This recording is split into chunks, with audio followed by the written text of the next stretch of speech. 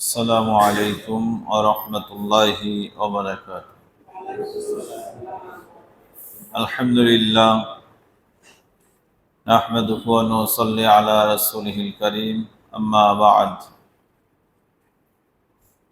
আন আনাস ইবনে মালিক রাদিয়াল্লাহু তাআলা আনহু قال قال رسول الله صلى الله عليه وسلم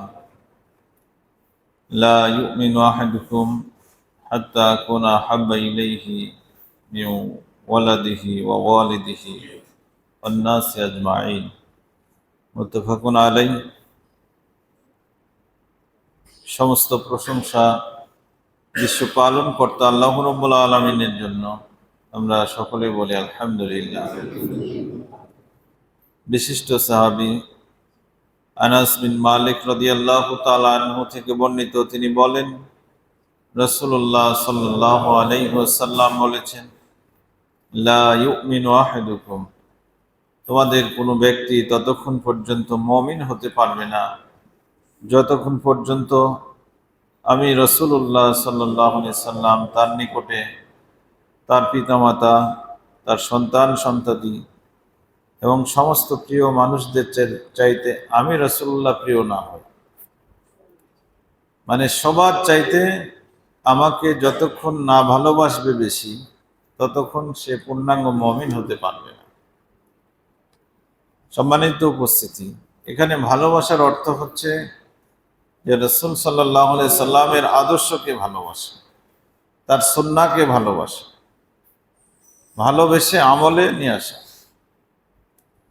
একবার রাসূল সাল্লাল্লাহু আলাইহি সাল্লামের হাত ধরে উমর রাদিয়াল্লাহু তাআলা হেঁটে যাচ্ছিলেন আর বলছিলেন, হে আল্লাহ রাসূল সাল্লাল্লাহু আলাইহি সাল্লাম, অবশ্যই আমি সবার চাইতে আপনাকে ভালোবাসি, তবে আমার মনে হয় আমার নিজের জীবনের চাইতে বেশি এখনো ভালোবাসতে পারিনি। তখন আল্লাহ নবী সাল্লাল্লাহু আলাইহি সাল্লাম তাকে বললেন যে তাহলে তুমি এখনো পূর্ণাঙ্গ মুমিন হতে পারো না। ওমরের মতো একজন সাহাবী তাকে বলছেন যে তুমি এখনো পূর্ণাঙ্গ মুমিন হতে পারো না।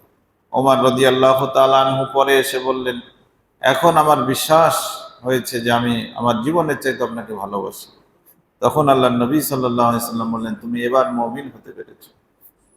সম্মানিত উপস্থিতি, আমাদেরকে আল্লাহর নবীকে ভালোবাসতে হবে তার আদর্শকে ভালোবাসার মাধ্যমে, তাকে অনুসরণ করার মাধ্যমে। যেমন আপনার সন্তান আপনার কাছে এমন একটা জিনিস দাবি করেছে যে জিনিসটা আল্লাহ রাসূলের আদর্শের পরিপন্থী, তখন আপনাকে সেইটা বর্জন করতে হবে, তার দাবি পূরণ করা যাবে না। এটাই হলো আল্লাহ রাসূলকে ভালোবাসা।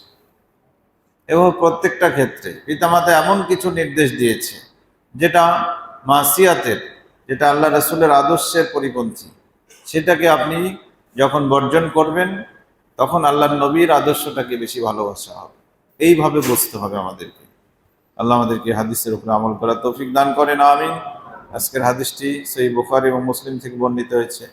বুখারীর হাদিস নম্বর 15, মুসলিমের হাদিস নম্বর 178।